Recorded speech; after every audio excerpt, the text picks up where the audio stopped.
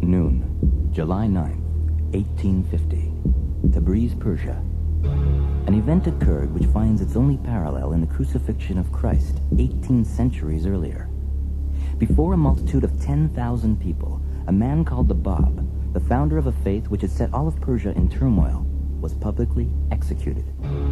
It is estimated that within the 6 short years of his ministry, that he'd raised up 1 million followers.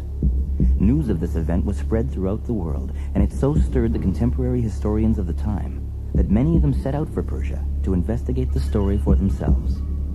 Who was this man called the Bab? And why did the combined powers of the civil and ecclesiastical leaders of Persia want to kill both him and his followers? Here are the words of a great thinker of the time. This illustrious soul arose with such power that he shook the supports of the religion, of the morals, the conditions, the habits, and the customs of Persia, and instituted new rules, new laws, and a new religion.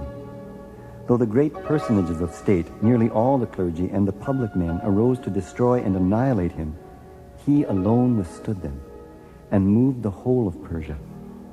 He imparted divine education to an unenlightened multitude and produced marvelous results on the thoughts, morals, customs, and conditions of the Persians.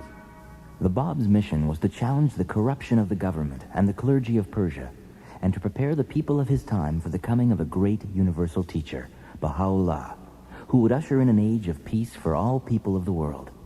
It was for this mission that he gave his life. Whom do you claim to be? And what is the message which you have brought? To their questions, the Bab replied, I am the promised one.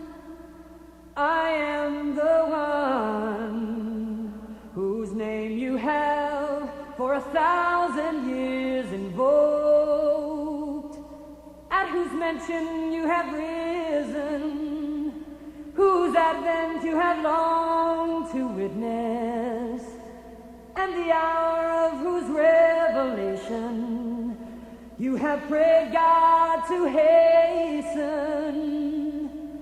Verily I say, it is incumbent upon the peoples of both the East and the West to obey my word and to pledge allegiance to my person. I am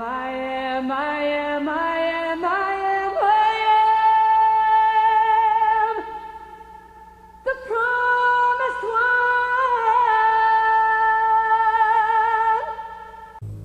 O wayward generation, had you believed in me, every one of you would have followed the example of this youth, Anis Sanusi, who stood in rank above most of you, and willingly would have sacrificed himself in my path. The day will come when you will have recognized me. That day, I shall have ceased to be with you. Aga Jan Khani Khamse gave the command to fire. Regiment 1, ready, fire! Regiment 2, ready, fire! Regiment 3, ready, fire!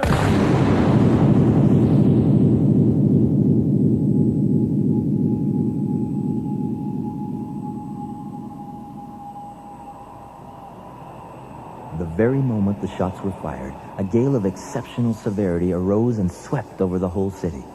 A whirlwind of dust of incredible density obscured the light of the sun, and this continued until dusk.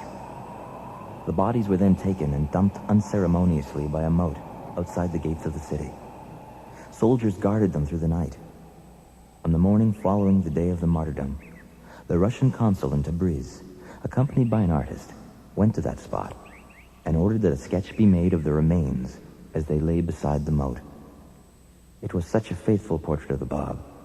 No bullet had struck his forehead, his cheeks, or his lips. A smile seemed to still be lingering upon his countenance. His body, however, had been severely mutilated. You could recognize the arms and head of his companion, who seemed to be holding him in his embrace.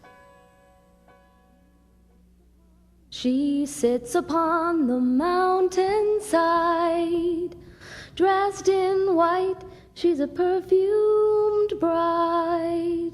Her crown is made of golden leaf, but her beauty lies deep beneath. Oh, Carmel, oh, Carmel, oh, Carmel. Your fragrance awakes the world. Oh, Carmel, oh, Carmel. The sun is warm upon her skin as she watches a new day begin. She looks out at the clear blue water. She truly is God's radiant daughter. Oh, Carmel, oh, Carmel, oh, Carmel. Your fragrance awakes the world. Oh, Carmel, oh, Carmel. Justice flows within her veins, and you know her heart contains love for all people.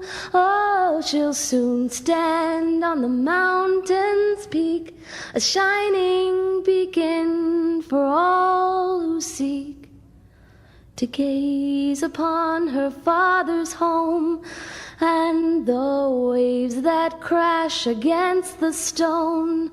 Oh, Carmel, oh, Carmel, oh, Carmel. Your fragrance awakes the world. Oh, Carmel, oh, Carmel, oh, Carmel, oh.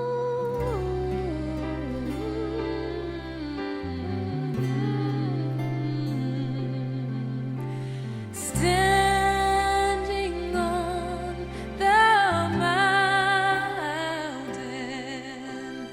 looking across the bay, the Queen of Carmel reigns. She reigns majestically.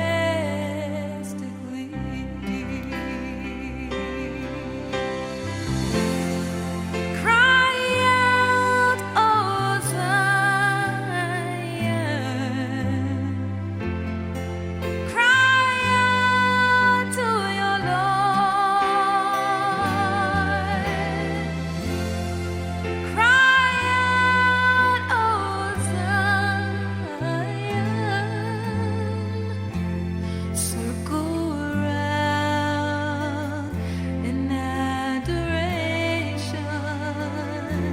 Circle round your Lord.